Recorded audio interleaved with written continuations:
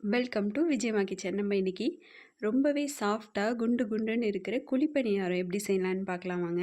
இதை ரொம்ப ஈஸியாக பண்ணிடலாம். இதுக்கு தேவையான பொருட்கள் வந்துட்டு 3/4 டம்ளர் புழுங்கல் அரிசி, 3/4 டம்ளர் அளவுக்கு பச்சரிசி எடுத்துக்கோங்க.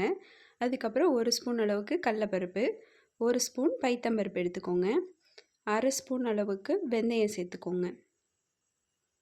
அதுக்கப்புறம் 1/2 ஸ்பூன் அளவுக்கு வெள்ளை உளுத்தம்பருப்பு, அதையும் நம்ம சேர்த்துக்கலாம்.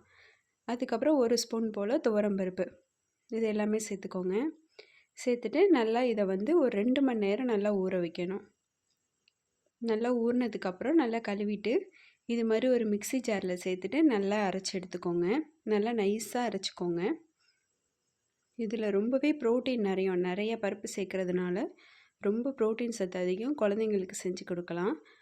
ஒரு 2 ஸ்பூன் அளவுக்கு பொட்டுக்கடலை, ஏன்னா இது நல்லா முறுமுறுன்னு வரதுக்காக பொட்டுக்கடலையும் நம்ம சேர்த்துக்கிறோம். பாருங்கள், இந்த அளவுக்கு அரைச்சி எடுத்துக்கோங்க நைஸாக. அதுக்கப்புறம் இதில் வந்துட்டு ஒரு 1/4 ஸ்பூன் அளவுக்கு ஆப்ப சோடா, அதுக்கப்புறம் ஒரு 1/4 ஸ்பூன் அளவுக்கு உப்பு சேர்த்துக்கோங்க.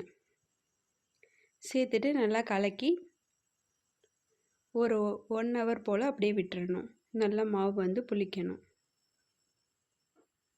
அதுக்கப்புறம் 1 ஹவருக்கு அப்புறமா இன்றைக்கி நம்ம நாட்டு சர்க்கரை சேர்த்துக்கலாம். நீங்கள் வெல்லம் கூட தட்டி சேர்த்துக்கலாம்.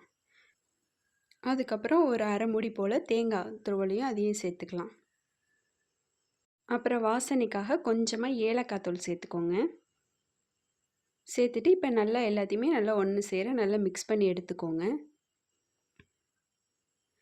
மிக்ஸ் பண்ணிவிட்டு நல்லா ஒரு ஆப்பசட்டி எடுத்து கொஞ்சம் நல்லா காய விட்டுருங்க.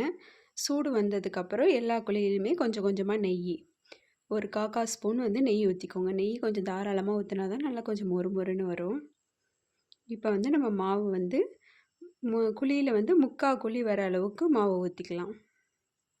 ஏன்னா உப்பி வரும், அதனால் ஃபுல்லாக ஊற்றிட்டோன்னா இன்னும் ரொம்ப நிறைஞ்சி போயிடும். இந்த மாதிரி ஊற்றிக்கோங்க. சிம்மில் வச்சு ஊற்றுங்க, இல்லைன்னா கறிவு போயிடும். இப்போ வந்து பாதி சைடு வெந்ததுக்கப்புறமா நம்ம இப்போ ஒன்று ஒன்றா அந்த மாதிரி கத்தி இல்லைன்னா ஒரு ஊசி வச்சு திருப்பி விடலாம்.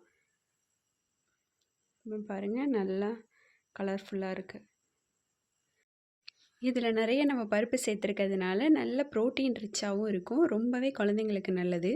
தேவையில்லாத ஸ்நாக்ஸ்லாம் நம்ம கொடுக்குறதுக்கு பதிலாக இந்த மாதிரி ஹெல்த்தியான ஸ்நாக்ஸ் கொடுத்தோன்னா அவங்களுக்கு ரொம்ப உடம்புக்கு ரொம்பவே நல்லது. கண்டிப்பாக வீட்டில் நீங்களும் ட்ரை பண்ணி பாருங்கள்.